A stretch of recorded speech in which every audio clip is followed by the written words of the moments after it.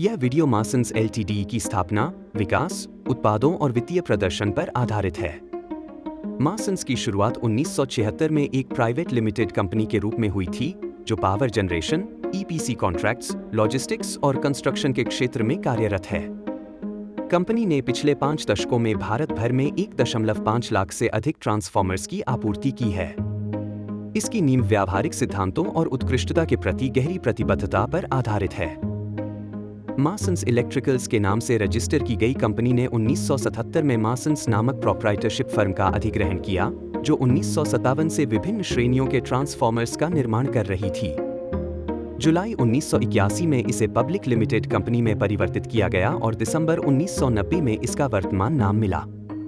11 दिसंबर 2004 को यह Delhi stock exchange से डीलिस्ट हो गई। कंपनी 10 केवीए से लेकर 100 एमवीए 132 केवी क्लास तक के पावर और distribution transformers, furnace transformers, dry type transformers और विशेष उपयोग के ट्रांसफॉर्मर्स का निर्माण करती है। इसके उत्पादों का सफलतापूर्वक परीक्षण भोपाल और बेंगलुरु स्थित सीपीआरआई में किया गया है। 1994 में कंपनी ने पब्लिक इश्यू के माध्यम से अपनी उत्पादन क्षमता को 66 केवी और 132 केवी क्लास तक बढ़ाने के लिए पूंजी जुटाई। मासन्स अपने उत्पादों को नवीनतम तकनीकों और नवाचारों के साथ लगातार अपडेट करता है। कोलकाता में स्थित इसका प्लांट 35,000 वर्ग फुट क्षेत्र में फैला है, जिसमें लगभग 18,000 वर्ग मीटर का निर्मित क्षेत्र है। यह प्लांट 100 एमवीए 132 केवी क्लास तक के पावर ट्रांसफॉर्मर्स के निर्माण में सक्षम है और हाल ही में इसे 160 एमवीए 220 केवी क्लास के ईएचवी ट्रांसफॉर्मर्स के निर्माण के लिए अपग्रेड किया गया है। 1995 से 96 में मासन्स ने इंपल्स टेस्टिंग लेबोरेटरी और ऑटोक्लेव वैक्यूम हीटिंग सिस्टम की स्थापना की थी। इसकी लैब में स्विट्जरलैंड की हीफली ट्रेंच से आयातित एक 600 केवी 80 केजे इंपल्स जनरेटर है।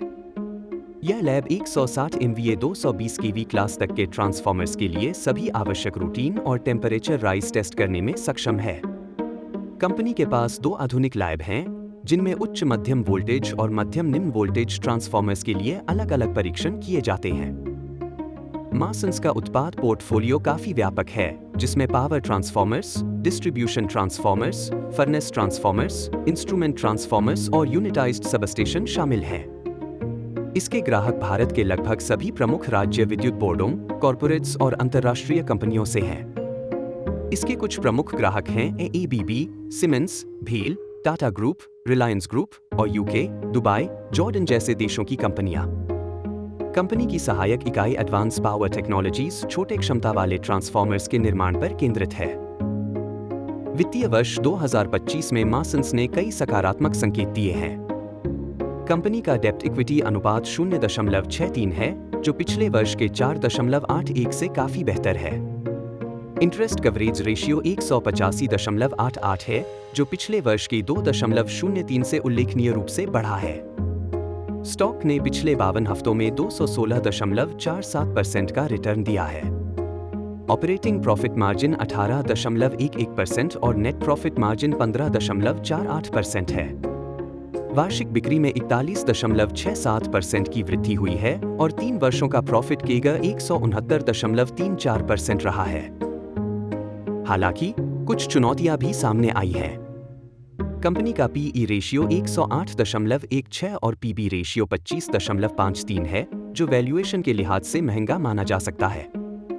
रोस 3.1% और रोस 7.29% है, जो पिछले वर्ष की तुलना में काफी कम है। कंपनी डिविडेंड नहीं देती और फ्री कैश फ्लो भी उत्पन्न नहीं करती। तिमाही बिक्री और लाभ में क्रमशः 15.72% और 10.68% की गिरावट आई है। इन्वेंटरी में 326.32% की वृद्धि हुई है, जबकि बिक्री केवल 41.67% बढ़ी है। ट्रेड रिसीवेबल्स वार्षिक बिक्री का 226.47% हैं और ऑपरेटिंग कैश फ्लो -4.23 है। प्रमोटर्स ने पिछले 3 वर्षों में अपनी हिस्सेदारी में 21.35% की कमी की है। यह वीडियो मासन्स एलटीडी की तकनीकी क्षमता, ग्राहक आधार और वित्तीय प्रदर्शन को समग्र रूप से प्रस्तुत करता है, जिससे निवेशकों को कंपनी की मजबूती और जोखिम दोनों का स्पष्ट आकलन मिल सके। यह वीडियो केवल शैक्षणिक उद्देश्य के लिए है। इसमें दी गई जानकारी निवेश सलाह नहीं है। कृपया निवेश से पहले अपनी रिसर्च करें या किसी पंजीकृत वित्तीय सलाहकार से सलाह लें।